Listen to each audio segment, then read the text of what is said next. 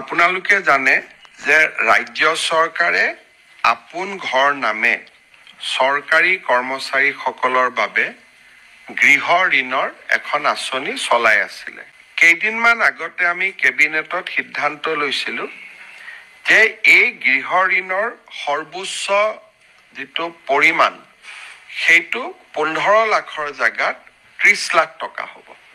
অৰ্থাৎ এতিয়াৰ পৰা চৰকাৰী কৰ্মচাৰীসকলে আপোন ঘৰ আঁচনিৰ জৰিয়তে 30 লাখ টকা পৰ্যন্ত বেংকৰ পৰা চৰকাৰৰ জৰিয়তে ঋণ ল'ব পাৰিব।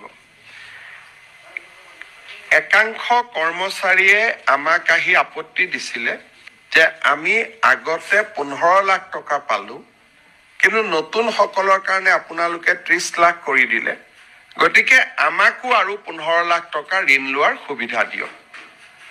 গতিকে চৰকাৰে আজি কেবিনেটত সিদ্ধান্ত লৈছে যে যি 37,277 জন হিতাধিকাৰীয়ে চৰকাৰী কৰ্মচাৰীয়ে পূৰ্বতে 15 লাখ টকা আপোন ঘৰ আঁচনিৰ জৰিয়তে ঋণ লৈছিল, তেওঁলোকে এতিয়া 30 লাখ টকালৈকে অৰ্থাৎ আৰু 15 লাখ টকা বেংকৰ পৰা ঋণ ল'ব পাৰিব আপোন ঘৰ আঁচনিৰ অধীনত।